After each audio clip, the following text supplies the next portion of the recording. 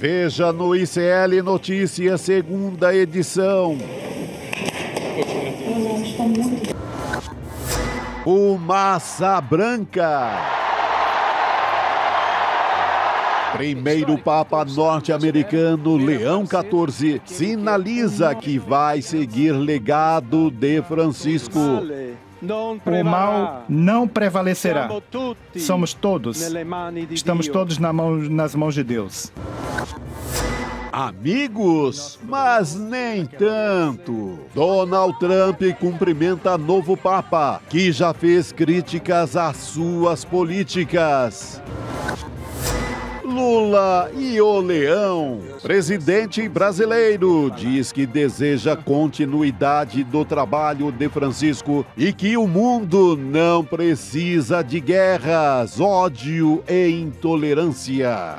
Onde quer que estejam, a todos os povos, a toda a terra, a paz esteja convosco. O ICL Notícias, o jornalismo verdade, está no ar.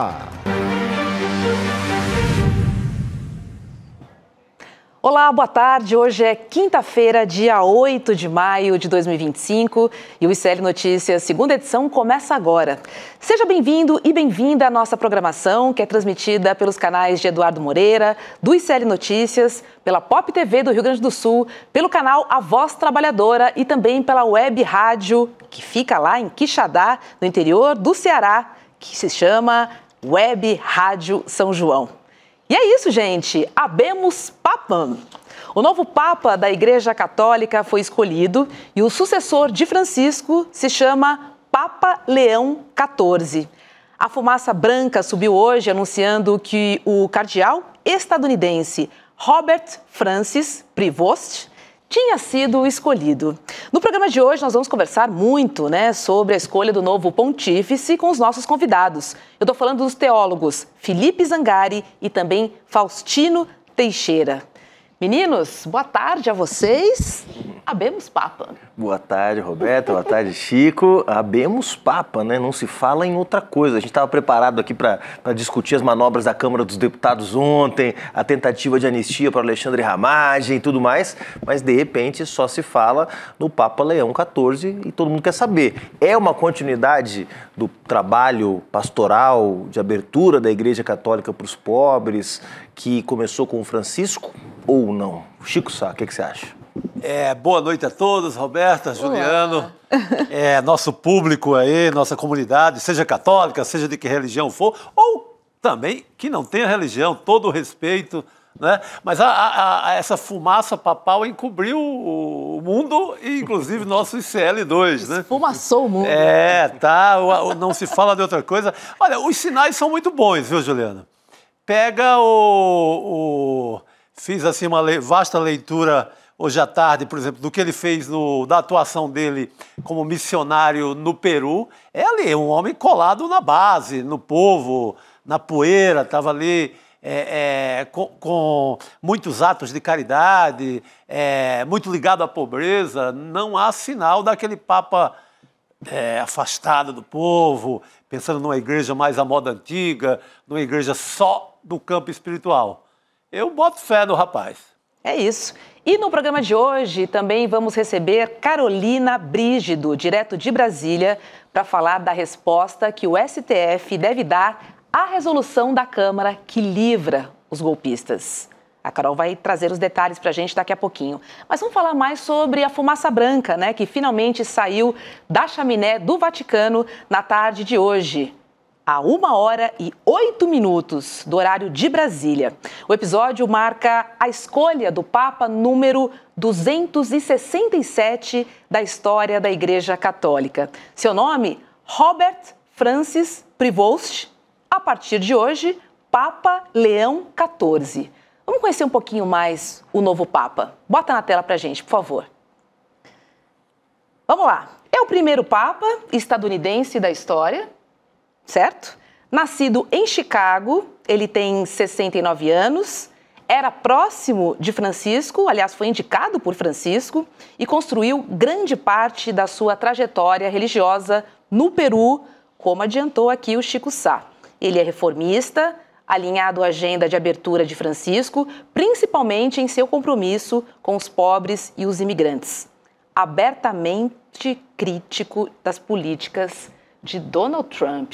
Juliano. Bons sinais, né? Bons sinais. Algumas informações estão vindo à tona. É claro que qualquer análise que a gente faça aqui só pode avaliar a trajetória dele até aqui, né? Não fala sobre como que ele vai ser daqui para frente, mas dá bons sinais, né? Primeiro, ele tem uma trajetória pastoral, como disse o Chico, como disse a Roberta, na América Latina. Isso é importante, né? É um indicativo importante, é da ordem dos agustinianos, uma das ordens mendicantes, que, portanto, tem voto de pobreza e de solidariedade aos mais pobres. É a ordem de Santo Agostinho, né? Os agostinianos. Não é muito familiar aí. São muitas ordens mendicantes, assim como são os franciscanos, como são também os dominicanos, né? Então tem uma trajetória que aponta para uma continuidade. Eu peguei aqui, Roberta, uma declaração do presidente da Colômbia, o Gustavo Petro, que diz o seguinte, uma coisa muito interessante: o novo Papa Leão XIV é mais que um estadunidense. Os seus ancestrais imediatos são latinos, espanhóis e franceses, e ele viveu 40 anos na nossa América Latina, no Peru.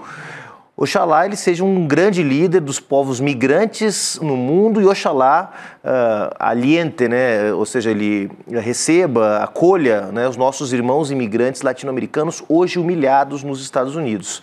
É hora da sua organização. Oxalá nos ajude na construção da grande força da humanidade que defende a vida e derrote a crise do clima e da extinção. Estou tentando fazer uma tradução simultânea aqui. Né? A crise do clima e a possível extinção da espécie. Chicago é a grande cidade operária e progressista dos Estados Unidos. Sinto esperança. Eu acho que essa esperança que o Gustavo Petro traz é um pouco o que a gente tem também, né? Além do que, muito próximo do Francisco, né, Chico? Exatamente. Ele é peruano, a gente pode chamá-lo de peruano, porque ele tem cidadania. Então não é só a atuação no Peru, a ligação é muito forte, andou dando umas duras lá no Fujimori na época, cobrando pelo sistema de governo. E, assim, quem entende da parada, aí não é o meu caso, que rezei ali uns 4 Pai Nossos, umas 6 Ave Maria, ainda lá em Juazeiro do Norte, quem entende da parada o rotula de progressista.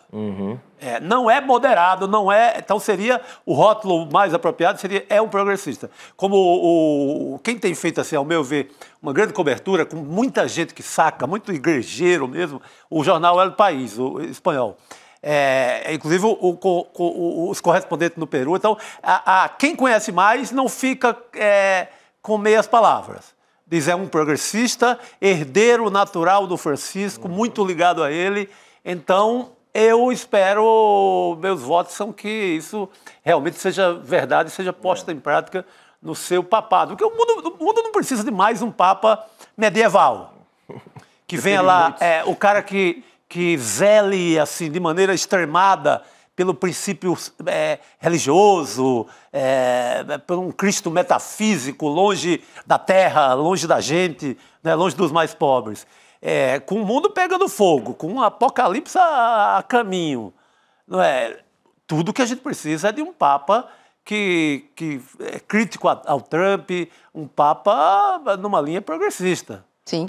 Se não, pelo amor de Deus. Vai ficar difícil, né? E logo em seu primeiro pronunciamento como Papa Leão XIV, ele sinalizou a continuidade do legado do Papa Francisco. Vamos ver. Esta é a paz de Cristo ressuscitado, uma paz desarmadora, humilde e perseverante, que provém de Deus, Deus que nos ama a todos, incondicionalmente. Ainda conservamos em nossos ouvidos aquela voz frágil, mas sempre corajosa, do Papa Francisco, que abençoava Roma.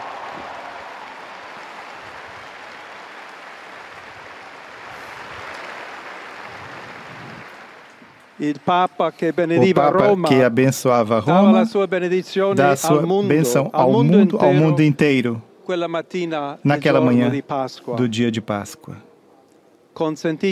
permitam-me dar sequência àquela mesma bênção. Deus nos quer bem, Deus nos ama a todos. O mal não prevalecerá.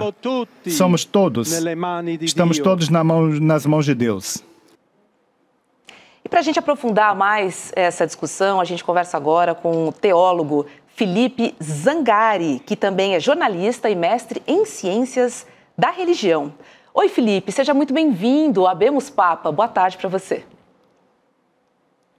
Boa tarde, Roberta, Juliano, Chico, a quem nos acompanha no ICL. Uma alegria poder estar aqui com vocês e compartilhar um pouco dessa alegria e desse vento de esperança que as primeiras impressões do Papa Leão XIV nos deixam. Vou te perguntar logo, você ficou surpreso com a escolha do novo Papa? Olha, como a gente vinha acompanhando bastante o noticiário que vinha de Roma, nesses dias que antecediam ao conclave, o nome do então cardeal Prevost, ele aparecia como uma solução neutra, vamos dizer assim, dentro das perspectivas, porque o franco favorito era Parolin, secretário de Estado do Vaticano, número 2 do Papa Francisco, e havia, dentro dos grupos de cardeais, aqueles que entendiam a necessidade de um freio de arrumação na igreja, digamos assim.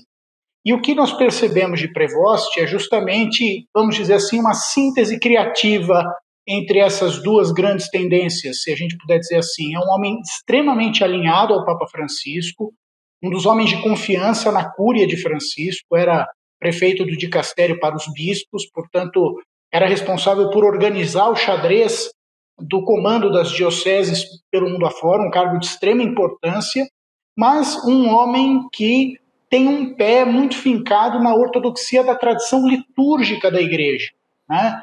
Um homem que percebe que o catolicismo tem uma vertente cultural que faz muito sentido na vida das pessoas e tem uma tradição que merece ser respeitada e honrada.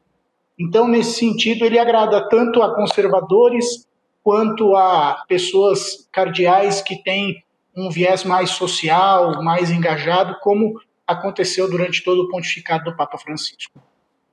Felipe, boa tarde, bem-vindo ao ICL. Óbvio que agora todo mundo está tentando encontrar sinais para poder ter uma avaliação, né, de exatamente qual é o papado que vem por aí. Tem dois indicativos que estão circulando muito. Uma que é a escolha do nome, né? Leão XIV, considerando que Leão XIII é o Papa que, no final do século XIX, publicou a encíclica Rerum Novarum, né? Que é a encíclica que fala sobre a importância de garantir direitos para os trabalhadores, né? No final do século XIX. Claro que havia ali um contexto, uma disputa também pela atenção dos trabalhadores, que estavam muito polarizados pelas ideologias do socialismo, liberalismo, mas essa escolha do nome chama atenção. A outra é que Leão era o nome do frade que acompanhava São Francisco, né? Então, portanto, também essa ideia do Leão XIV ser uma espécie de parceiro do Francisco, do Papa Francisco, que acaba de nos deixar. Você acha que essas analogias, elas fazem sentido? Totalmente, Juliano, porque nós temos nessa sinalização de Leão a continuidade da doutrina social da Igreja, que foi inaugurada justamente com esse documento que você citou, de 1891, a Rerum Novarum, do Papa Leão XIII, que inaugura uma discussão até então inédita na Igreja, justamente sobre a mediação que a instituição religiosa deve ter nos problemas sociais, né? O ponto crítico da encíclica é a exploração do trabalho nas indústrias da Europa, especialmente na virada do século XIX para o XX, em que as jornadas de trabalho eram absurdas, em que crianças eram submetidas também a jornadas exaustivas, e o Papa chama atenção sobre a questão da usura, do lucro desenfreado, da valorização da dignidade da pessoa humana. Inclusive, a Rerum Novarum é uma das referências que depois Getúlio Vargas utiliza na hora de compor a nossa consolidação das leis do trabalho aqui no Brasil. Então, essa questão da pegada social, vamos dizer assim, do pontificado, ela é evidente a partir da escolha do nome.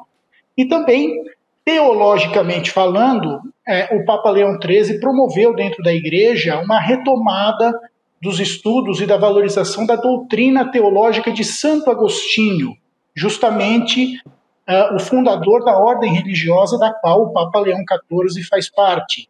Portanto, a gente tem também, como eu disse, essa síntese, não é? Uma pegada social muito forte, mas também essa matriz teológica, essa matriz eclesiológica, vamos dizer assim, e fica muito evidente na escolha do nome Leão XIV.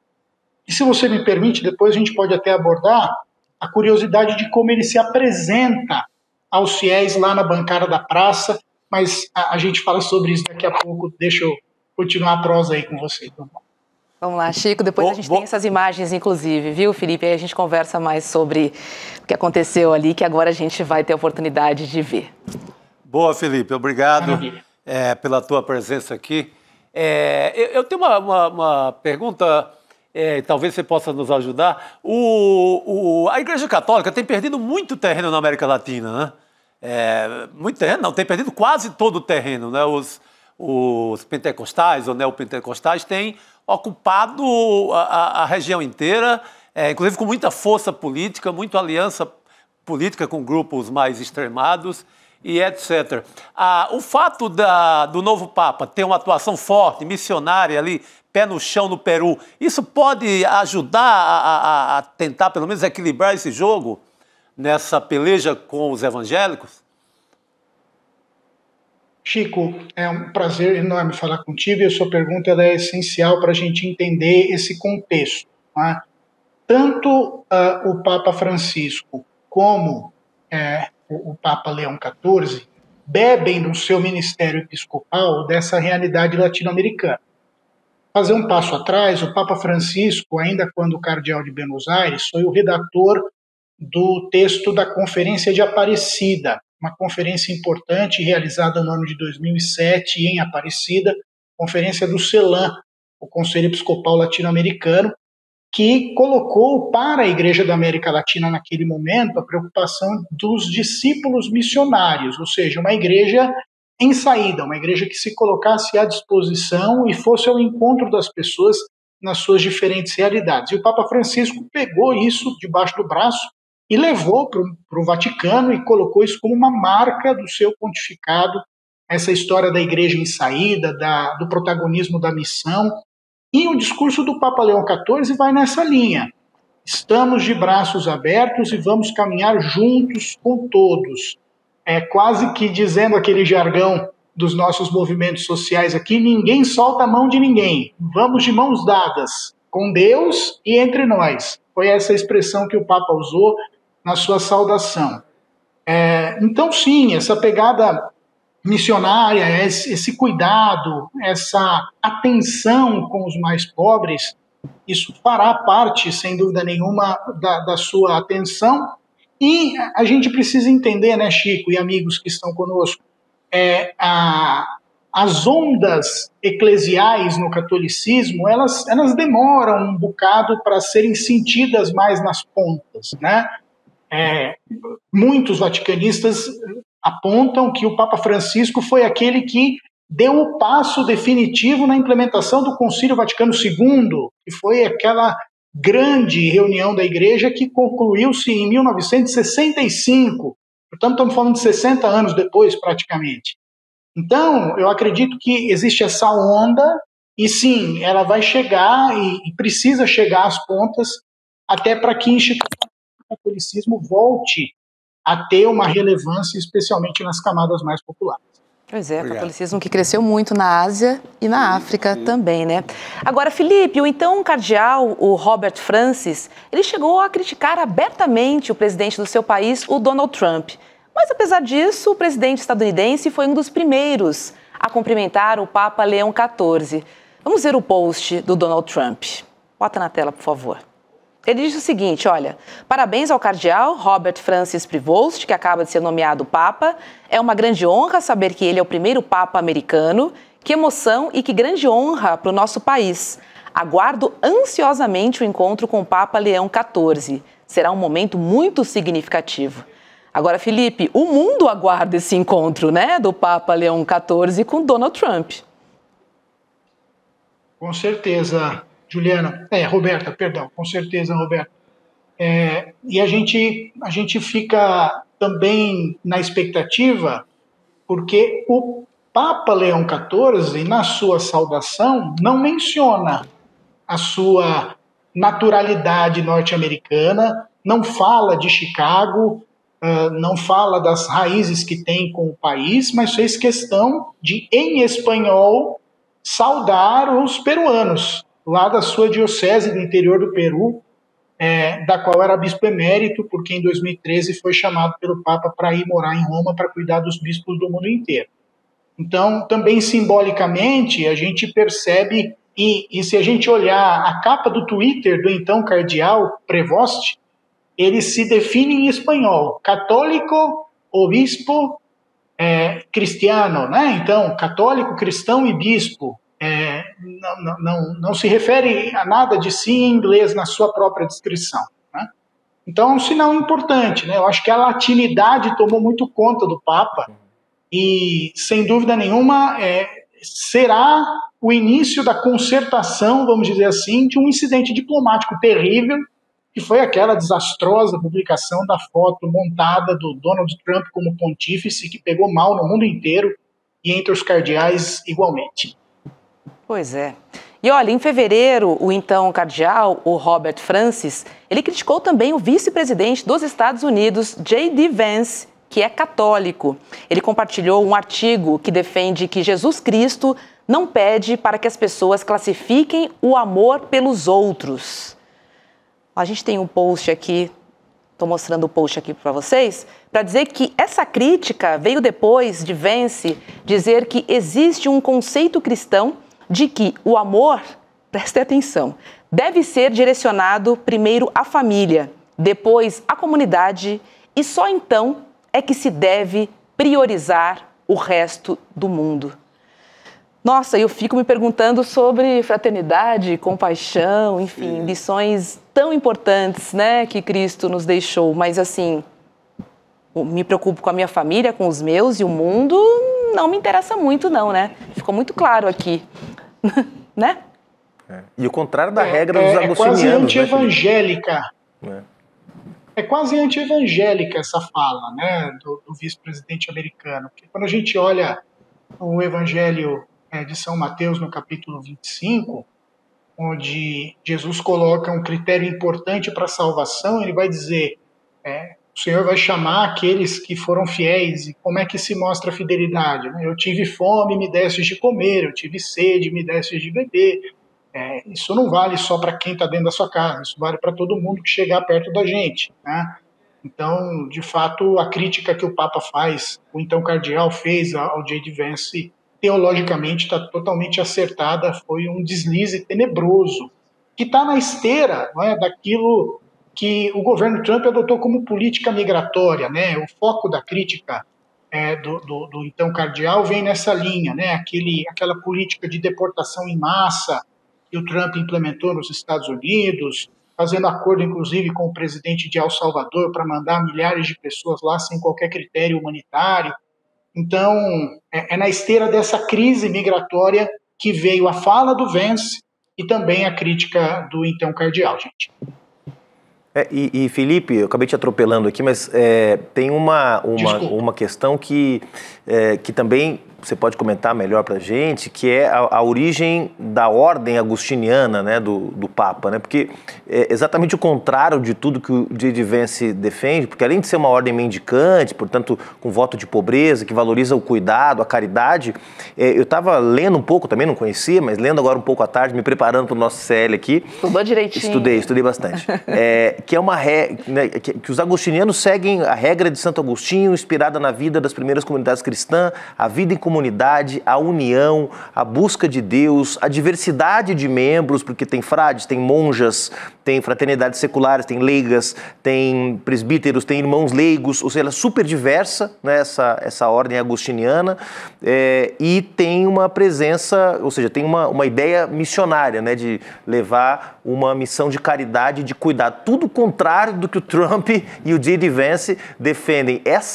A escolha por um Papa com essa origem, dessa raiz, vamos dizer assim, missionária, também vai de encontro com os valores que a extrema-direita tem difundido de individualismo, né, de cuidado consigo mesmo e depois com o outro, aquilo que o intelectual espanhol chamou da luta do último contra o penúltimo, né? Ao invés de estimular essa luta do último contra o penúltimo, que é o neoliberalismo, você trabalhar na lógica da fraternidade, da solidariedade, também vai em lados bastante opostos, me parece, né? Com certeza, Juliano. E se a gente for pensar na vocação de Santo Agostinho, Agostinho é um cara que viveu de maneira bastante sui generis, vamos dizer assim, até se encontrar com a fé cristã e até se converter. Diz a nossa tradição católica que Agostinho só se converteu ao cristianismo por conta da teimosia de sua mãe, que rezou muito para que essa conversão acontecesse. E Agostinho tem nos seus escritos diversas passagens em que ele confronta as suas fragilidades humanas diante da fé e diz que é só pela graça divina que é possível, de fato, crer e se converter. Não é? Então, é um santo bastante humano, que traz as nossas vicissitudes, as nossas chagas, as nossas fraquezas, de uma maneira bastante intensa, e, ao mesmo tempo, um cara que viveu num contexto muito cosmopolita, né? Que teve contato com muitas culturas, e justamente por conta disso, a ordem fundada a partir da sua inspiração tem esse caráter, né?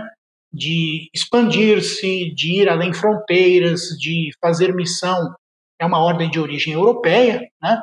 Mas fazer missão intercontinental, a presença agostiniana aqui no Brasil, por exemplo, é muito forte, com casas de missão, especialmente de missionários vindos da Espanha. Portanto, essa análise que você faz, de fato, ela é verdadeira, né? É uma congregação que tem essa preocupação missionária, de atendimento, de obra social, de cuidado com o próximo, nessa linha da proximidade com aqueles que mais precisam. Sabe quem eu descobri, Roberta, que era agostiniano, na minha pesquisa? Martim Lutero, o pai do protestantismo. Olha mesmo? O Felipe agostiniano. O Felipe falou desse lado radicalmente humano, né, do Santo Agostinho. Eu lembrei até de uma frase famosa dele, né, Felipe, que fala: Deus, livrai-me das tentações, mas não hoje. Que é uma frase... Não, por favor, comente. Antes de se converter, Santo Agostinho dizia: Senhor, dá-me castidade, mas não agora. Né? Justamente porque é um cara muito apegado, não é? Essa questão carnal, essa questão dos impulsos, e um cara que compreendia essa natureza e que percebeu que só um banho de graça mesmo na sua vida seria capaz de fazê-lo agir e se comportar de outro modo. Mas é isso mesmo. A máxima histórica é essa mesmo, Chico, você tem razão. Deixa eu trazer um... Você sabe, né? Impressionante. Não, vê que eu fui pro lado do pecado, né? Que é a única coisa que eu tenho algum conhecimento. É pouco, mas tenho. Já disse muito, Chico Sainz. Deixa eu continuar nessa polêmica, gente, porque tem uma questão, né, que com frequência ronda a igreja. A gente está falando de abusos sexuais e também de pedofilia. É que, segundo a imprensa, uma mulher no Peru afirmou que o novo Papa conduziu mal uma investigação contra 2 padres que ela acusou de terem abusado sexualmente dela. E aí, ela diz, segundo a imprensa, né, o depoimento dela, que o novo Papa, o Leão XIV, não impediu que esses papas acusados de abusar sexualmente dela, ele não impediu que eles continuassem a rezar missas. Queria te ouvir, Felipe, sobre esse episódio, que com certeza também vai voltar a ocupar as manchetes. Essa história, ela circula e circulou, na verdade, já antes do conclave, na época em que o cardeal administrava a diocese lá no Peru.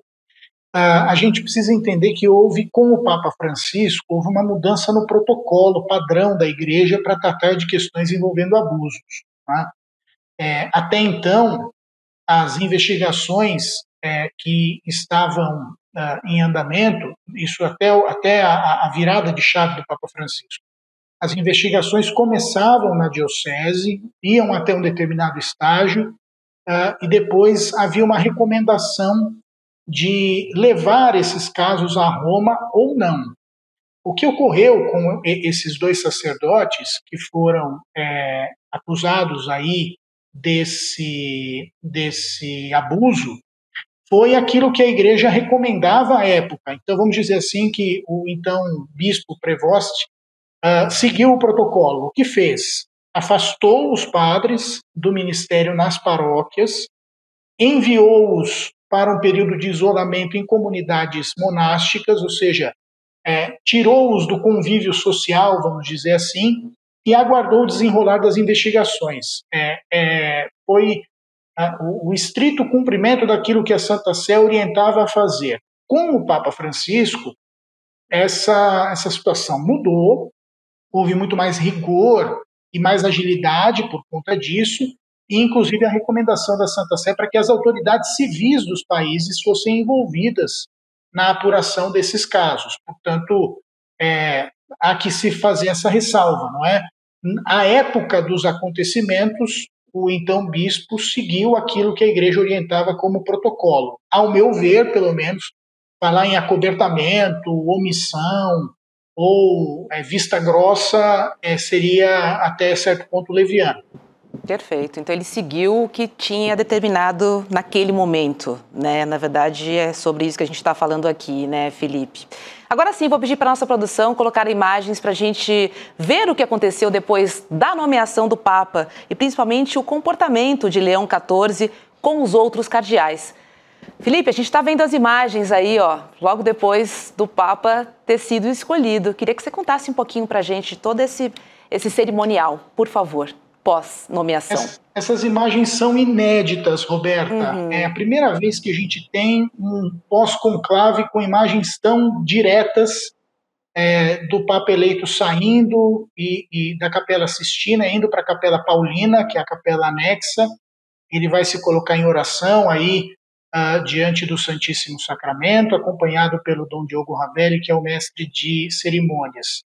Mas eu quero chamar a atenção para alguns elementos importantes que a gente vê nessas imagens e que reforçam essa ideia da síntese criativa entre Francisco, que precisa ter o seu caminho sinodal e missionário mantido, e um retorno à tradição litúrgica, à tradição cultural e simbólica da Igreja.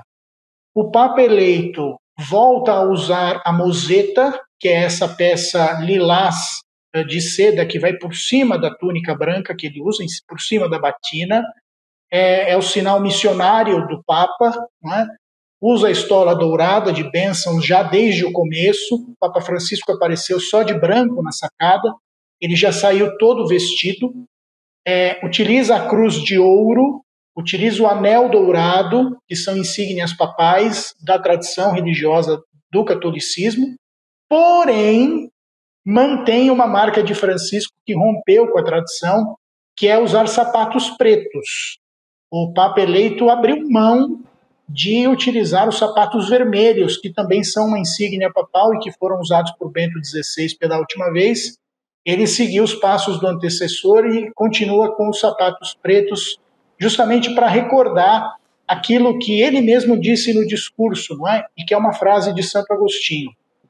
Com vocês sou um irmão, mas para vocês eu sou bispo. Então, nessa ideia de que é fraterno, mas que está a serviço na autoridade para o governo, para o ensinamento, para a santificação do povo. Eu penso que é uma mensagem importante justamente porque nós tivemos, durante o pontificado de Francisco, muitas resistências, e não dá para nem chamar de grupos extremos ou de ultraconservadores, mas grupos mais tradicionais em termos litúrgicos na igreja, que ficaram um pouco incomodados com críticas que o Papa Francisco acabou fazendo à liturgia tradicional e que ficaram um pouco com o pé atrás, digamos assim, com o Papa falecido. Esses sinais simbólicos, que parecem muito discretos, eles são eloquentes quando a gente olha para dentro da igreja e percebe também um esforço de conciliação que o Papa Leão XIV está disposto a fazer dentro da igreja. Interessante. Ele lembra um pouco, né? Não sei se a gente que já tem mais de 40 consegue fazer essas comparações, né? Que ele parece menos discreto do que Francisco, né? Esses símbolos que o Felipe destacou aqui também me chamou a atenção, a coisa da roupa lilás, né? Que o Francisco não usou quando foi anunciado, sim, mas um pouco menos pomposo do que Bento XVI. Talvez exatamente essa ideia de síntese também se expressa nessa primeira aparição, né, Felipe? Perfeito, Juliano. Foi isso mesmo que eu senti. Um homem que percebe que a igreja precisa caminhar unida e que por conta disso é necessário dar um sinal para todos na igreja, aqueles que são adeptos das mudanças de cúria romana e de abordagem pastoral do Papa Francisco, mas também aqueles que são mais ortodoxos em termos de tradição, em termos de liturgia, em termos de culto.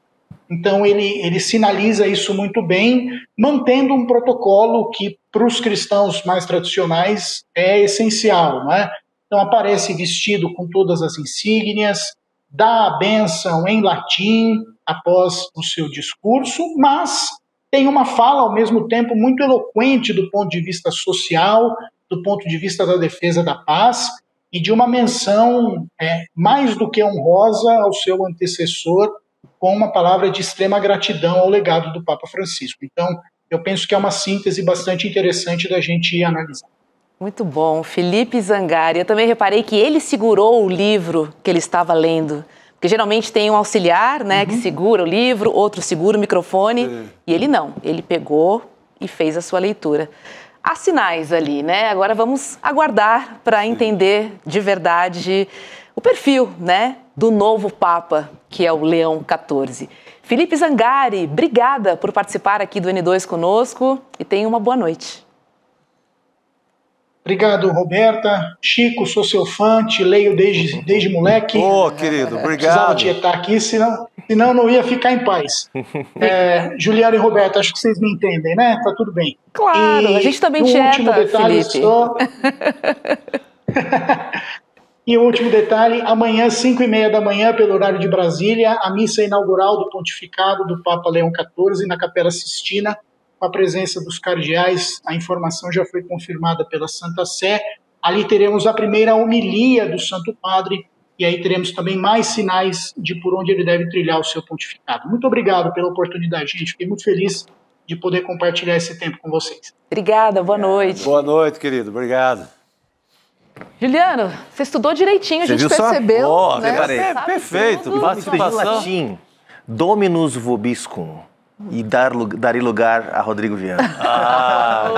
Isso aqui A gente combina de vir com a mesma roupa. Mesma roupa para que os nossos espectadores nem percebam a mudança. Isso, assim, rapidinho aqui. Valeu, pessoal. Muito bem, obrigado, querido. Rodrigo, boa noite. Boa noite. Temos um papo aí progressista, de perfil equilibrado, e eu achei também discreto e com carisma. Eu senti um carisma ali. Tem um sorrisão bom, sorrisão bom. Parece que tem, mas eu achei boa essa leitura, que foi a mesma que estava ouvindo de outros especialistas. Aliás, muito bom nosso convidado aqui, né? Fez uma leitura muito legal dos sinais, todos esses sinais. Então é um Papa que assume o legado de Francisco, mas com um pezinho um pouco mais na tradição, né? O fato dele ter vestido, né, ter usado as vestes completas, como vocês destacaram aqui nessa primeira aparição, é um sinal de que ele vai estar mais ligado nas tradições, apesar de no conteúdo, no discurso, Chico, até pelo destaque que ele deu à fase em que ele atuou no Peru, na América do Sul, tudo isso são sinais também de que ele vai seguir mais o legado de Francisco. Se vocês me permitem, só duas coisas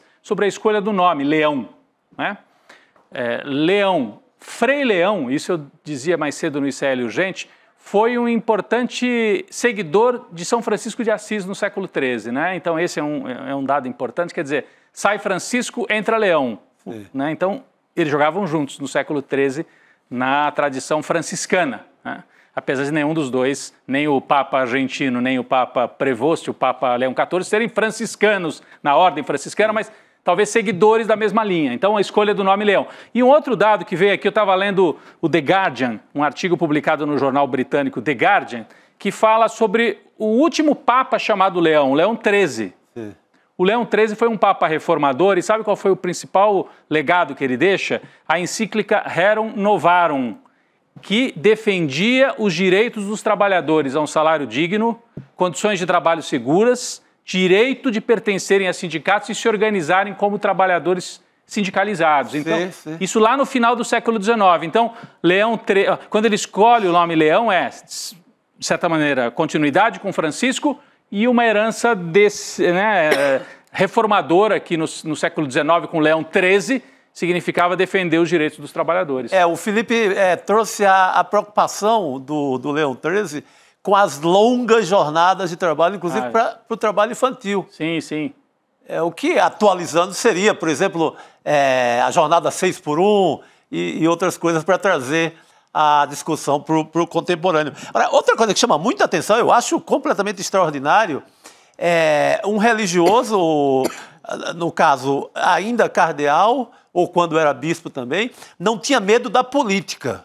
Uhum. O cara que dava uma dura no Fujimori, quando o Fujimori está ali para ser condenado, ele exige que o Fujimori, o Alberto Fujimori, presidente do Peru, que ele peça perdão ao povo humilde. Ou seja, um Papa que não foge da política. Não foge. Depois ele vai para o debate com o Trump e com o vice do Trump. Agora, né? Há pouco tempo. Não há nenhum temor, nenhuma cerimônia assim de estar na vida real da política. Sim. Não sei se ele vai manter esse dado, mas chama muita atenção. Deixa eu chamar nosso próximo convidado, que é o teólogo Faustino Teixeira, que eu tive o prazer de conversar ontem, fizemos o Em Detalhes juntos. Faustino, boa noite para você. Na nossa entrevista de ontem, você foi categórico. Roberta, não vai demorar para a escolha do novo Papa. Cravou. Boa noite para você, seja bem-vindo. Muito bom, boa noite. Boa noite. Agradeço o convite, estou muito feliz de estar aqui com vocês. E muito animado com o horizonte que se anuncia. Pois é, pois é.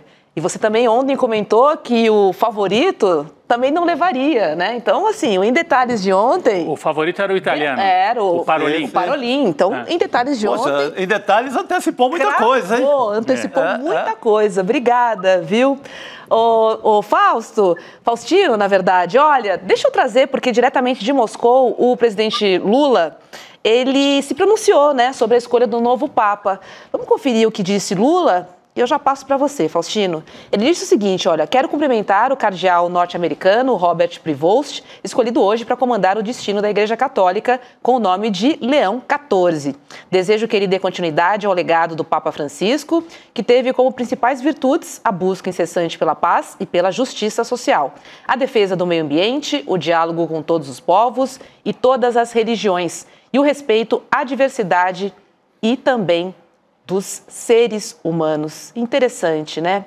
Porque logo depois do anúncio do Papa Leão XIV, a CNBB, que é a Conferência Nacional dos Bispos do Brasil, ela publicou também uma mensagem direcionada ao novo Papa. Ela disse o seguinte, olha, o Brasil acolhe sua eleição com o coração aberto, foram dias intensos de oração, em que todas as nossas comunidades se uniram para rezar pelo sufrágio da alma do Papa Francisco. Inspirados pelo exemplo dos santos missionários que aqui plantaram as sementes da fé, como São José de Anchieta, queremos caminhar em comunhão com o seu ministério, com o espírito sinodal e missionário, para fazer da Igreja cada vez mais uma casa de portas abertas, onde todos se sintam acolhidos, amados e valorizados, principalmente os pobres. Faustino, vou jogar para você. O que a escolha do Papa Leão representa para a Igreja brasileira, hein? Primeira coisa, eu estava pensando aqui antes de começar o jornal, eu falei que o grande vitorioso foi o Espírito Santo, né? Eu pensava o seguinte, o Espírito O Espírito tem suas artimanhas para trazer mais um Papa do fim do mundo, desta vez do Peru, já que o Papa tem cidadania peruana, no Peru, onde o americano Prevost firmou sua vocação de pastor. Quer dizer, ele firmou sua vocação, não foi nos Estados Unidos, foi no Peru. Foi no Peru que ele descobriu sua vocação. Então nós temos um segundo Papa que vem do fim do mundo. E eu acho que ele traz uma esperança muito bonita para nós. Não era o candidato que eu imaginava que fosse vencer. Mas eu fiquei muito feliz, porque eu tenho um carinho muito grande com o Peru, porque foi do Peru que nasceu o pai da teologia da libertação, que é o Gustavo Gutierrez. E certamente o novo Papa, ele bebeu desse clima na sua pequena comunidade. Não é à toa que ele dedicou uma parte do seu discurso em espanhol, né, dedicando para a sua comunidade, que o fez redescobrir como bispo servidor dos pobres, dos migrantes e da luta em favor da justiça e da paz. Muito bem. Agora, do ponto de vista, Faustino, da leitura política, né, você traz aí a herança, né, de um Papa que atuou fortemente na América do Sul, tem toda essa herança em que ele fez questão de ressaltar, podia ter atuado e não ter falado, né, na hora do discurso, ou não ter dado tanto destaque, mas ele fez esse destaque também. O significado político disso, né, a escolha de um Papa norte-americano, no momento em que os Estados Unidos são governados pelo Donald Trump, que tem um poder imperial, né, tenta se afirmar como um autocrata nos Estados Unidos, e aí você tem uma figura mundial agora, que talvez possa ser um contraponto ao Trump. Você espera realmente esse contraponto? Vai, é claro, com as cautelas de sempre, né? Talvez não com confrontação, mas ele já mostrou, como disse o Chico Sá agora há pouquinho, que não tem medo, ele não tem medo da política, né? Fez confrontação com o Fujimori na época em que estava no Peru e agora recentemente com o vice-presidente dos Estados Unidos. O que você espera do novo Papa nesta relação com o trumpismo? Se é que a gente pode adiantar já alguma coisa sobre isso. Primeira coisa, eu queria destacar o carisma, a emoção. O discurso dele hoje foi emocionante, né? Tínhamos até candidatos que eu acreditava, como o Pizzaballa, por exemplo, de Jerusalém, mas que não tem esse mesmo carisma de empatia. Esse novo Papa, Leão XIV, ele traz consigo uma sensibilidade, uma empatia de quem bebeu nas águas da América Latina, né? Quer dizer, eu acho que esse é um primeiro elemento. E eu acho que ele é um bispo, um Papa agora, né? Profundamente corajoso. Eu acho que ele não tem temor. Basta ver a atuação que ele teve no Peru de passar informações preciosas para o Papa Francisco para uma organização extremamente fechada no Peru, que era o Sodalício, que tinha uma perspectiva extremamente fechada de evangelização, e ele atuou ali, não teve medo de colocar sua palavra crítica, como não terá medo de enfrentar Trump ou nenhum outro grande senhor do império. Me fez lembrar um grande teólogo alemão, o suíço Karl Barth, que contestou violentamente o nazismo, dizendo que ele não tem nenhum senhor, o grande senhor dele é Jesus Cristo. E eu acho que o grande senhor do Papa Leão XIV vai ser e vai continuar sendo Jesus Cristo. Vai lá, Chico. Muito bom, Faustino. Não, esse destemor dele no enfrentamento político é realmente muito corajoso, né? Não costuma... você não costuma ter figuras assim na Igreja Católica hoje. Tinha Dom Paulo, tinha Dom Helder. Fora a citada teologia da libertação, aí sim, você vai voltar lá para para Dom Pedro Casadáligas, voltar lá para Dom Helder Câmara, aí você tem... Né, Dom Paulo Evaristo Arnes. Um festival de contestadores. Mas o nosso momento não é muito animador nesse sentido. Daí a esperança, né, no novo Papa. Mas, Faustino, eu perguntei agora há pouco ao nosso primeiro convidado sobre a preocupação do avanço das igrejas pentecostais e neopentecostais na América Latina, deixando as igrejas católicas muito para trás nessa peleja, digamos assim, uma disputa pelos fiéis. Você acha que pode o fato do Leão XIV ter essa ligação aí com o Peru, de ser um missionário, isso pode ajudar a tentar equilibrar um pouco mais esse jogo no momento?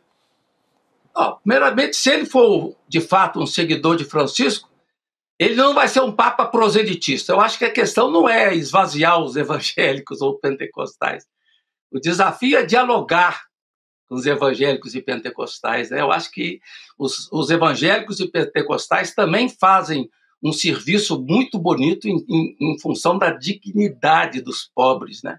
Então, a tarefa dele não é eliminar ou diminuir a presença dos pentecostais, mas é fazer um trabalho de evangelização que não seja proselitista, mas que seja dialogal. Assim como o Papa Francisco falou que a diversidade é bela, eu acho que o Papa Leão XIV vai caminhar na mesma linha, não de colocação de muros contra os outros, mas de estabelecer pontes, né, como verdadeiro pontífice. Eu acho que a tarefa de um Papa hoje não é a tarefa de rebater o Islã, por exemplo, que é a religião que mais cresce no mundo, nem de rebater os evangélicos pentecostais, mas descobrir os valores que estão presentes também nessas tradições religiosas. Muito bom. Muito bom mesmo. Vamos dar uma olhadinha em como reagiu a direita, né, à escolha do Papa.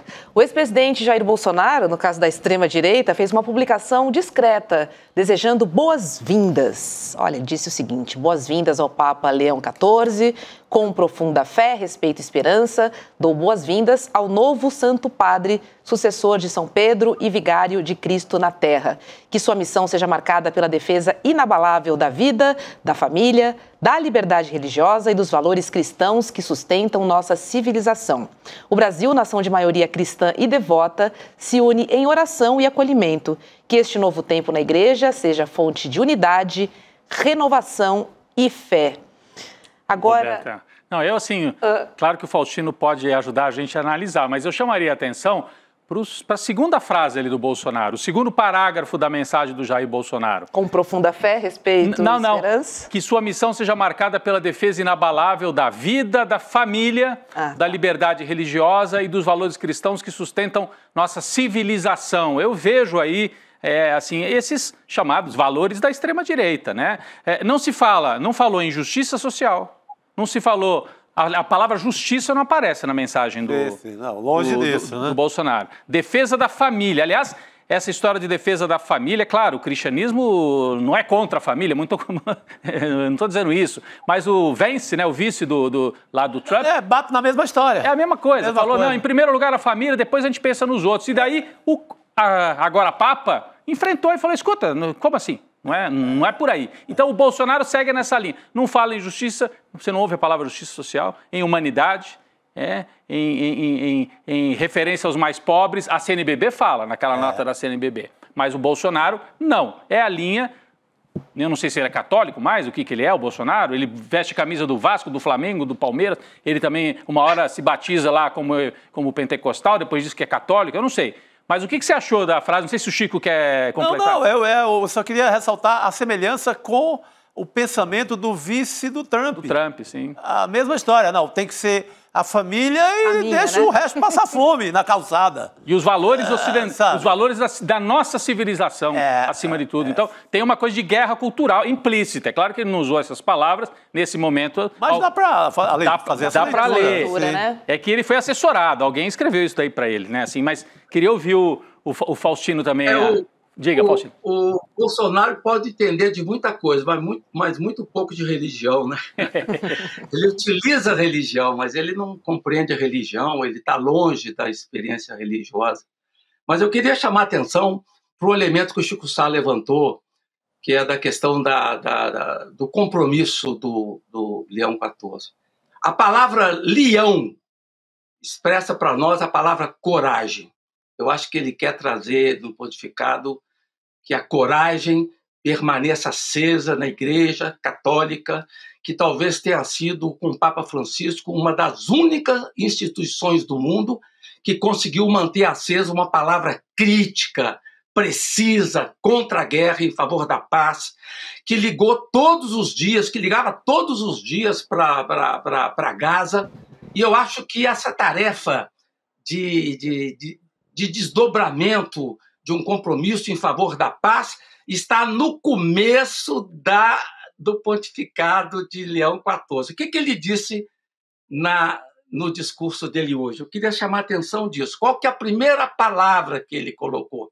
Que a paz esteja convosco. Começar um pontificado com essa expressão tem uma densidade teológica e social fantástica. Depois ele vai colocar logo em seguida o que ele diz. Essa é a paz de Cristo.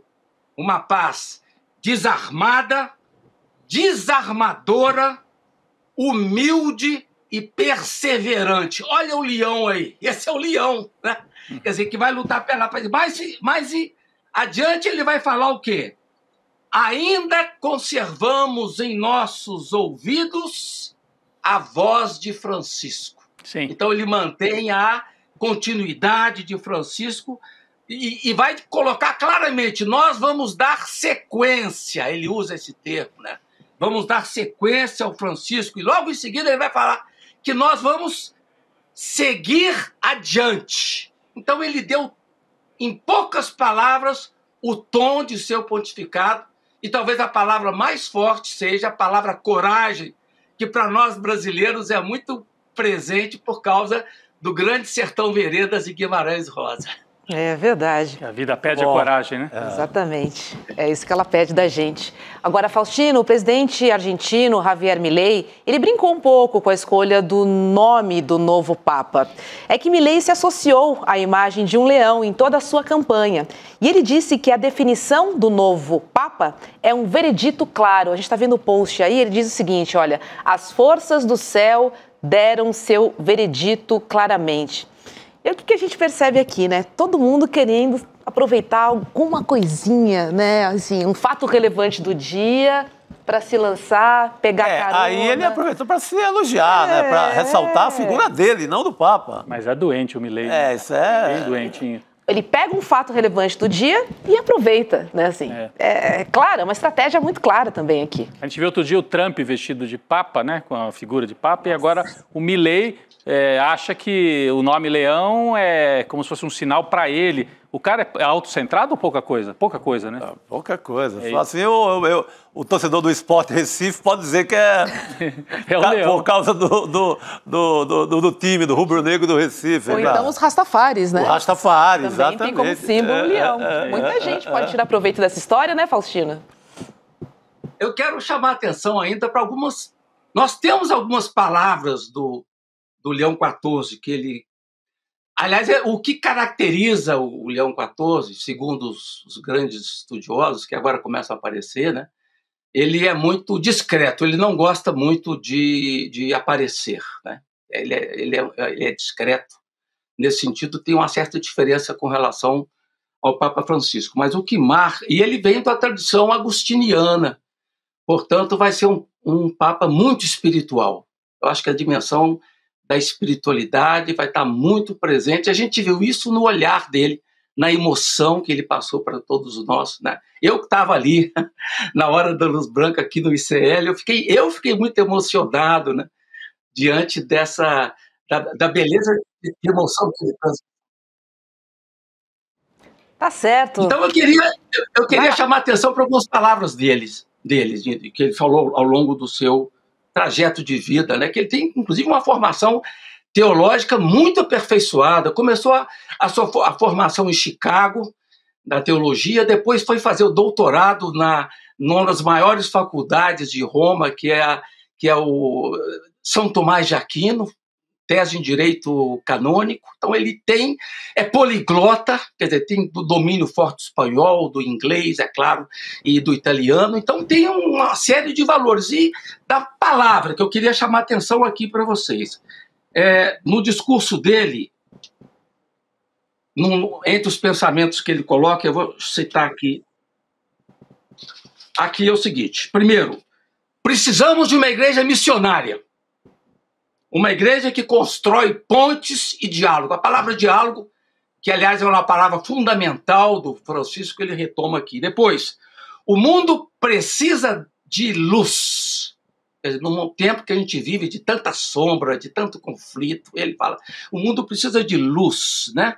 A humanidade precisa da luz de Jesus. Depois, outra coisa que é bem de Guimarães Rosa também. O mal não irá prevalecer. Olha que coisa beleza essa frase dele. O mal não vai prevalecer. Então, ele vai ser o leão que vai lutar contra o mal, seja onde o mal estiver presente. E depois, como é que ele se define como bispo? Isso é que eu quero terminar dizendo que eu acho fundamental. Ele fala que o bispo, nem sei mais onde está, eu vou sintetizar na cabeça. Ele fala que o bispo tem que estar próximo do povo. O bispo tem que ouvir os clamores do povo. O bispo tem que responder ao grito do povo, o que me faz lembrar muito o pensamento do teólogo peruano Gustavo Gutierrez. Nesse sentido, eu acho que ele é um discípulo da teologia da libertação. Tá certo. Com essa frase, podemos, né? Pois é, vou encerrar a entrevista agora sem Brilhante. mais, Faustino. Depois de todas essas anotações, obrigada por ter compartilhado conosco. Habemos Papa e uma boa noite. Muito obrigado pela presença e pela delicadeza e gentileza de vocês. Valeu. Paz e bem. Tchau, Boa tchau, noite. Faustino. Obrigada. E olha só, gente, amanhã é dia de estreia do podcast investigativo No Alvo. Por isso, trouxemos aqui Juliana Dalpiva para trazer alguns detalhes. Missa de corpo presente, já que estamos falando de religião. Nossa comunidade, Ju, seja muito bem-vinda. Obrigada, com saudade de você, Roberta Rodrigo, do Chico, de estar aqui no estúdio. A gente andei sumida, ouvi esses comentários, não estava sumida, tá? Estava só trabalhando no bastidor. Pois é. Então hoje é dia de Papa, mas também é dia de pastor, entendeu? Nossa, mas conta pra gente. Conhecer a história do pastor, é isso? Exatamente. Tudo certo pra estreia? Tudo aqui, estamos terminando de botar tudo nas máquinas ali, azeitando tudo, porque vamos dar o serviço completo para nossa audiência aqui, para todo mundo que está acompanhando a gente. Então, amanhã é o dia da estreia para geral, para todo mundo que quiser acompanhar. Mas hoje, às 8 horas da noite, para quem já é assinante da newsletter do ICL, já vai poder conferir o link para a nossa reportagem com todos os documentos. E aqui vai, né, um spoiler que daqui a pouco a gente vai falar um pouco mais, mas tem até imposto de renda do Malafaia. Caramba. E o link também para o primeiro episódio do podcast. Então, quem quiser conferir, entra lá em www.icl.com.br/news, se cadastra na newsletter e vai receber o e-mail às 8 horas da noite com os links. Se você se cadastrar depois das 8 horas da noite, hoje você não vai receber esse e-mail. Tem que cadastrar antes das 8. Recebi esse aviso aqui do marketing para reforçar. Então, quem quiser já conferir hoje, precisa se cadastrar antes. Se não, vai acompanhar amanhã ou, enfim, né, se receber por alguém aí, não sei, né, depois também perdi o controle. Mas 8 horas da noite, todo mundo que tiver cadastrado vai receber por e-mail. Olha aí uma chance de você fazer agora, né, Roberta? A nossa equipe colocou no ar aí, já que até às 8 horas da noite, Juliana, faz agora, né? Se inscreve agora, tá aí, ó. Você preenche, é muito rapidinho, só um campo de preenchimento, e você pode acessar a newsletter e com isso acessar o podcast. É isso, esse é o caminho, né?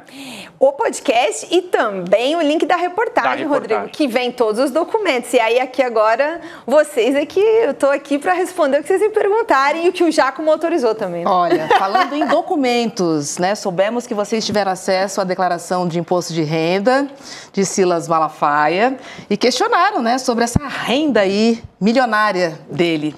Foi então que ele respondeu. A gente tem um trechinho para mostrar para vocês. Roda aí, por favor. Que conversa é essa, rapaz, que eu declarei renda milionária, amigo? Eu tô vendo aqui, tô repassando aqui, que papo é esse que eu declarei renda milionária? Que história é que declarei renda milionária? Rapaz, tô repetindo para você, se tem uma das coisas mais seguras é o sigilo bancário. Só quem quebra isso é juiz. Que papo é esse de minha renda milionária? Que conversa é essa, rapaz? Não faz isso não, cara. Não faz essa história, não. A minha renda não interessa para ninguém. Eu não devo satisfação a ninguém da minha renda. Nem a você, nem a ninguém. Estou repetindo aqui. Renda milionária. Isso é uma brincadeira, cara, que eu tenho que rir. E não adianta. Pode vir do jeito que vocês quiserem. Pode botar o que vocês quiserem. Pode vir. Sem problema nenhum. Só fale a verdade. Vocês estão com informação aí que eu estou até admirado. Eu estou até admirado. Sabe? Com informação aí que eu não sei de onde que vocês apanharam. É isso, admirados, né, estamos nós, né? Ele está até admirado. A ideia era essa mesmo. Pastor nervosinho, né? Não, e esse é o papel do bom jornalismo investigativo, né? É colher documentos que o alvo da investigação vai ficar, opa, onde vocês obtiveram, né? Que documentos são esses, né? Para quem está acompanhando a gente aqui, não acompanhou o noticiário ontem e hoje, um dos documentos inéditos e exclusivos que a gente vai ter na reportagem e no podcast é a declaração de imposto de renda do Malafaia do ano de 2019, com dados de 2018. Nessa declaração, Rodrigo, ele declara que recebeu R$1.350.000 de renda. Desse total, R$932.000 ele diz que recebeu da igreja dele, a Igreja Assembleia de Deus Vitória em Cristo. Só da igreja foram R$932.000. E esse é um dado que ele sempre escondeu, né? Ele escondeu de todo mundo pergunta para ele, porque ele anda de jatinho por aí, de Rolex, com uma série de itens de luxo. E de onde vem esse dinheiro? Né? Porque ele vive de ser pastor. Então, aí por que não pode contar? Porque ele também tem uma série de benefícios fiscais por causa disso, né? Via igreja, construiu uma vida em cima disso. E é sobre todos esses detalhes, sobre toda essa construção que a gente vem trabalhando ao longo de um ano, eu e o Igor Melo, a coordenação é minha, mas a reportagem, né? Quem encontrou esse documento foi o Igor e outros também. Então, esse é um dos dados, né, gente? É porque eu tô proibida de falar tudo antes de vocês irem dar uma olhada. É por isso que o Malafaia fala, rapaz, ele tá falando com o Igor ali. É porque ele recebeu lá, Rodrigo, se eu não me engano, foram 14 perguntas. Não gostou muito das perguntas. Porque assim, a gente teve dois momentos. Que para quem acompanhou o N1 hoje, viu um trecho de uma entrevista que eu gravei com ele, exclusiva, em novembro. A gente ainda estava no meio da investigação, então alguns dados a gente ainda não tinha naquela época, a gente continuou trabalhando. E aí agora, quando a gente estava concluindo o material com tudo, a gente voltou a ele, ao advogado, e aí demorou um tempão para eles responderem. Finalmente, ele respondeu no início dessa semana com 19 áudios, que inclusive também vão estar na íntegra no nosso site, a partir das 8 horas da noite. E aí um deles é esse que vocês acabaram de ouvir. Mas, gente, é que eu tô proibida de falar todos os detalhes. Segura aí, Juliana. Segura aí. Mas tem muita coisa lá para vocês. Tem sobre Bolsonaro, tem sobre tal de dinheiro vivo. Eu vou parar por aqui, senão eu vou cortar meu microfone. Ô, Ju, só um detalhe. Esse dinheiro, quase 1 milhão aí, quase 1 milhão, entra como remuneração ao pastor? Em que rubrica entra isso? Assim, ó, eu não lembro especificamente agora, mas é o recebimento do ano, entendeu? A igreja passou para ele. É o salário, né? O salário que ele recebeu, ele declara como a renda, né? Quando a gente coloca ali os campos. Prolabore, alguma coisa assim.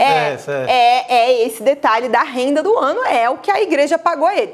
E aí, porque aí agora a gente não pode entrar em todos os detalhes disso, mas a gente fez o levantamento geral do patrimônio, dos bens, das empresas. Então tem uma história que leva a gente a compreender como é que se chega a esse 1 milhão em 2018. Mas tudo está lá explicadinho, nos mínimos detalhes, uma reportagem bastante extensa, com um trabalho muito bacana da nossa equipe também de tecnologia que ajudou a montar. Para quem quiser ver os documentos e também ouvir o podcast que foi muito trabalhado, com edição do Cristiano Botafogo do Medo e Delírio em Brasília. E, enfim, um trabalho enorme do nosso time para trazer o melhor para vocês, acompanharem a partir dessa semana o nosso podcast, o Império Malafaia, a primeira temporada do podcast no Alvo. Mas semana que vem tem mais, passaremos algumas semanas falando de Silas Malafaia. Muito bom. Estreia amanhã, às 9 horas, o primeiro episódio de No Alvo.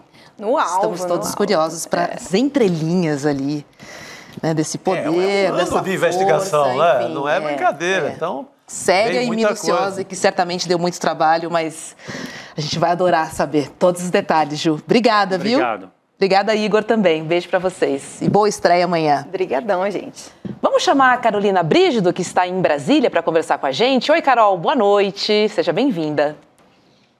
Boa noite, Roberta. Boa noite, meninos, e a todos que nos acompanham hoje. Pois é, Carol. Vamos falar um pouquinho do Brasil, né? Da afronta da Câmara ao STF. Ontem a Câmara aprovou por 315 votos, na verdade, contra 141, um projeto de resolução que determina a suspensão da ação penal por golpe que corre no STF contra o deputado bolsonarista Alexandre Ramagem. O nome técnico do que foi aprovado na Câmara é sustação da ação penal. Detalhe, tá? O texto é ambíguo e abre brecha para se questionar, na verdade, a ação penal contra todos os acusados de golpe, inclusive Jair Bolsonaro. Só que muitos juristas argumentam que o texto da Câmara é inconstitucional e deve ter resposta do STF também, Carol. Como é que deve ser essa resposta, então? Olha, tem esse nome bonito aí que você falou, isso que a Câmara aprovou, mas na verdade o nome disso é afronta mesmo. Porque o que acontece? A Constituição Federal diz que quando tem uma ação penal aberta contra um parlamentar, a Câmara ou o Senado podem suspender essa ação penal desde que o crime tenha ocorrido ao longo do mandato do parlamentar. Nesse caso do Ramagem, a parte que poderia ter sido suspensa seria apenas aquela parte de depredação do patrimônio, a parte referente ao 8 de janeiro de 23, quando ele já tinha assumido o cargo na Câmara dos Deputados. Os crimes que teriam acontecido no passado, que é justamente tentativa de golpe, tentativa de derrubar a democracia, aqueles outros 3 crimes, eles ocorreram antes de Ramagem ser deputado. Lembrando que Ramagem foi o chefe da ABIN durante o governo Jair Bolsonaro e nesse processo da trama golpista ele é acusado justamente de ter espionado de forma ilegal autoridades brasileiras. Então, o que acontece? Quando a Câmara fala que tem que estar tudo suspenso, ela está afrontando não apenas a Constituição Federal, mas também o entendimento do STF. No mês passado, o Cristiano Zanin, que é o ministro presidente da primeira turma do STF, tinha enviado já um ofício a Hugo Mota, presidente da Câmara, dizendo justamente isso, que era possível suspender apenas os crimes praticados depois de 23, a partir de 23, quando ele já tinha mandado. A Câmara foi lá e fez o contrário, suspendeu todos os crimes. O que acontece a partir de agora? A primeira turma vai barrar isso, por óbvio, porque o próprio presidente da primeira turma já tinha dito que não é assim que se brinca, né, desse negócio de processo entre Câmara e Supremo Tribunal Federal. que aconteceu? O relator desse processo, o ministro Alexandre de Moraes, já pediu pauta para o presidente da primeira turma, Cristiano Zanin, para julgar justamente essa decisão tomada pela Câmara dos Deputados ontem. Então, isso vai ser julgado no plenário virtual de uma forma separada, não vai ser ali na sessão que a gente costuma assistir. O plenário virtual é um sistema que os ministros depositam os seus votos ao longo de um dia. Nesse caso, vai ser um julgamento com a duração de 24 horas, ou seja, é um tema tão azeitado ali dentro do Supremo, que já ocorreu tantas vezes essa questão, já foi analisada em tantos outros casos, que não tem dúvida, não resta dúvida ali para os ministros do Supremo Tribunal Federal, ou seja, não precisa nem entrar a PGR ou então algum partido governista entrar com uma ação no Supremo para questionar a legalidade disso. Os próprios ministros já vão julgar, ainda não tem data para isso acontecer e, é claro, o processo vai ser mantido em relação aos crimes ocorridos antes do mandato. Aqueles 2 crimes que ocorreram ali referentes ao 8 de janeiro devem, de fato, cair. Cair não, ficam suspensos, né? Pode ser que depois, quando ele sair do mandato, ele seja, sim, processado por esses crimes. Pois é, vamos ver quais são os 5 crimes, na verdade, de que Alexandre Ramagem é acusado? A gente tem uma arte aqui que a gente preparou. Olha, golpe de Estado, organização criminosa armada, tentativa de abolição do Estado Democrático de Direito, dano qualificado pela violência e grave ameaça contra o patrimônio da União. Agora, o PL, que propôs a resolução, ele argumenta que Ramagem não pode responder por esses crimes porque ele já era deputado no momento da ação penal. Só que o STF já havia enviado um ofício ao Congresso dizendo que não, que apenas 2 dos crimes aconteceram depois da sua posse. E são eles dano qualificado e grave ameaça contra o patrimônio, que dizem respeito aos atos do dia 8 de janeiro. Ou seja, os outros que são ligados aos planos de golpe foram antes disso. Que aí é a BIM paralela, que é toda aquela arapongagem, todas aquelas ações, é muita coisa. Muita coisa, e são aqueles outros 3 crimes que estão ali na lista. Acho que era até bom colocar de novo na tela, para que todo mundo entenda bem. Isso, olha aí. Então, os 2 últimos que estão nesta lista, talvez você possa argumentar que aconteceram no 8 de janeiro, que foi o dano efetivo pela violência, a ameaça ao patrimônio. Mas os 3 primeiros, Chico, golpe de Estado e Carol e Roberta, organização criminosa armada e tentativa de abolição do Estado Democrático de Direito, como a Procuradoria, o PGR, narrou muito bem na sua denúncia, começaram antes. Exatamente. É uma linha do tempo que começa em 2021. Então não tem como argumentar que isso tudo aconteceu já na vigência do mandato do Alexandre Ramagem. Por isso que o STF entendeu, não, você pode tirar esses 2 últimos e não os 3 primeiros, tá? Acho que está bem explicado, acho que com a explicação da Carol e com esse complemento da Roberta, a gente conseguiu entender bem qual que é a teoria jurídica, né? Agora a Câmara tentou atropelar isso tudo. Não, e mesmo a Câmara sendo alertada, né? O Zanin alerta, dá toda essa explicação, esse argumento técnico do Supremo, estava lá na mesa deles. Isso que é grave, né? É grave. Mas acho que os caras resolveram fazer um ato político, né? Fazer uma votação para impor um fato político. Uhum. A teimosia é muito nesse cálculo. Mas tudo indica que vai cair fácil, né? Mas é uma crise institucional entre os poderes, né, é isso aí. E, Carol, a base governista até tentou barrar, né? Mas não conseguiu. O deputado Lindbergh Farias explicou o significado real da resolução que foi votada ontem. Vamos dar uma olhadinha. Eu confesso que não imaginava que esse momento fosse acontecer.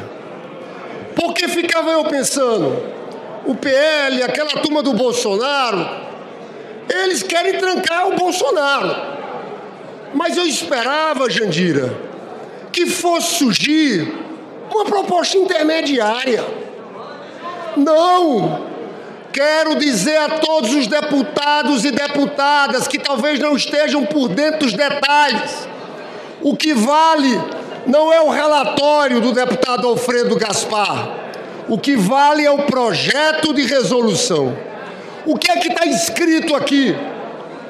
Fica sustentado o andamento da ação penal contida na petição 12.100, em curso no Supremo Tribunal Federal, em relação a todos os crimes imputados. Os senhores sabem o que é essa petição 1200? É tudo. Toda a denúncia do Gonê da PGR. Os senhores estão aqui querendo trancar a ação penal de 34 denunciados.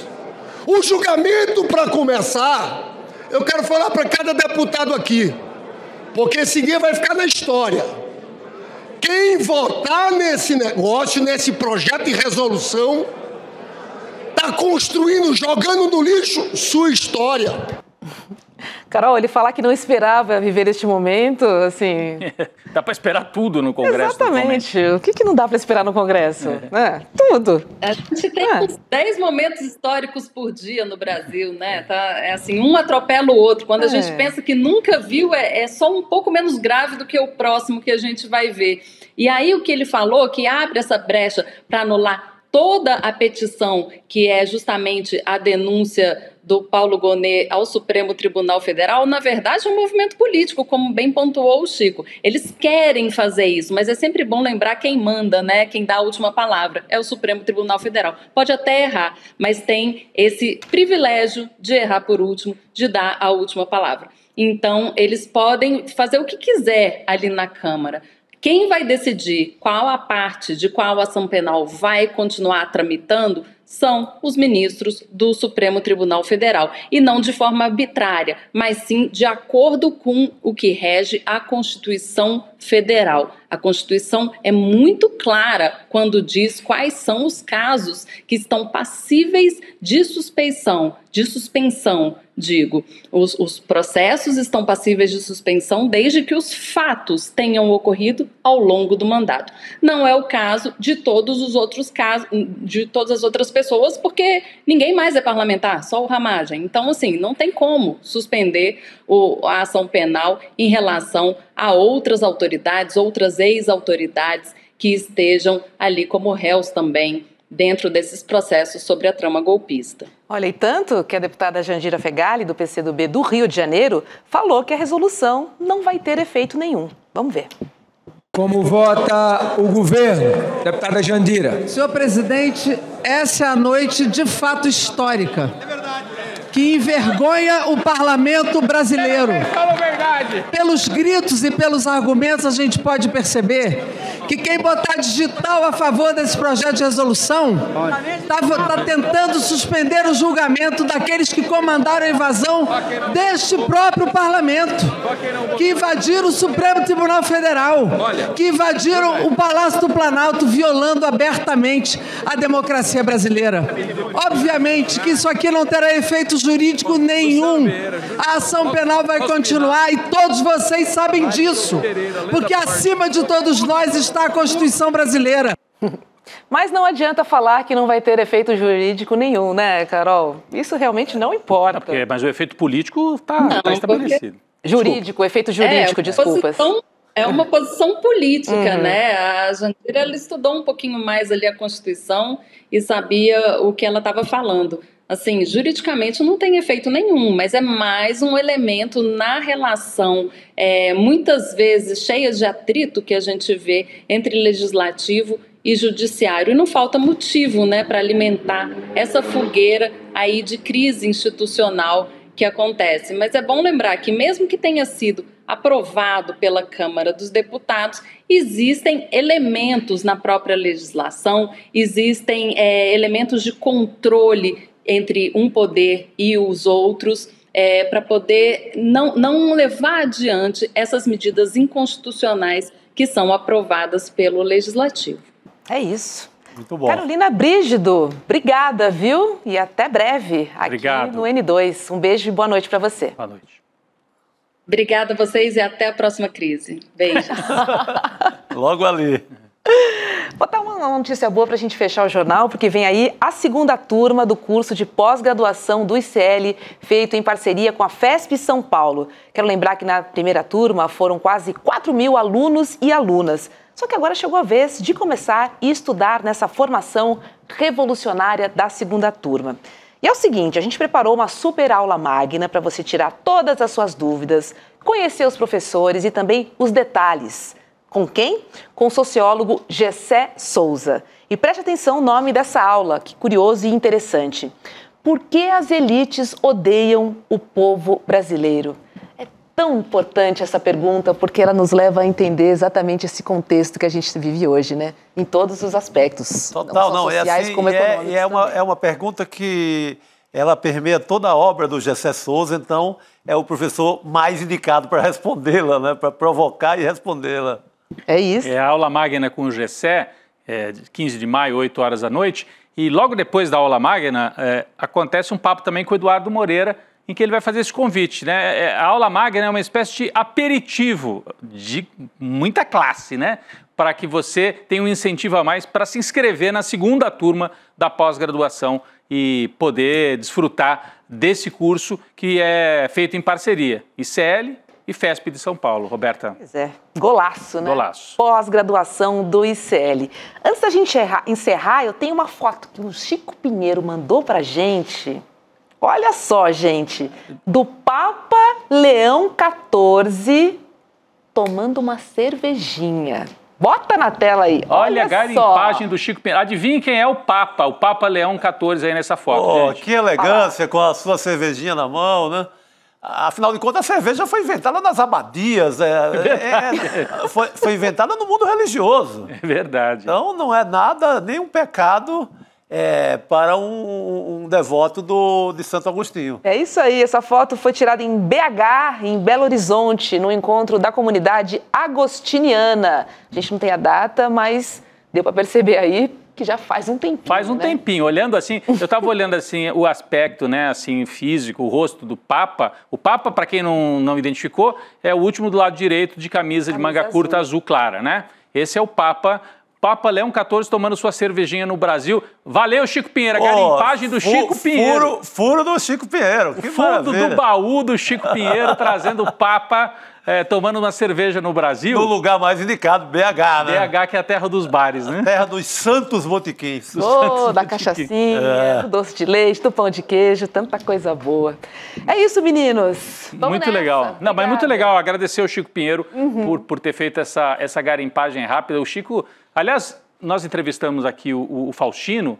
Tem uma entrevista excelente do Faustino para o programa do Chico Pinheiro, né? Verdade. Conversa com o Chico Pinheiro. Uma entrevista, você também fez, né? Uma no Em Detalhes, mas ali é muito legal. Vocês viram aqui a qualidade, né? Como teólogo, você também viu no Em Detalhes, mas eu deixo recomendado. Quem quiser conhecer melhor, tem essa entrevista lá no programa do Chico. Muito bom, Faustino, é excelente. Excelente. Muito bacana de conversar.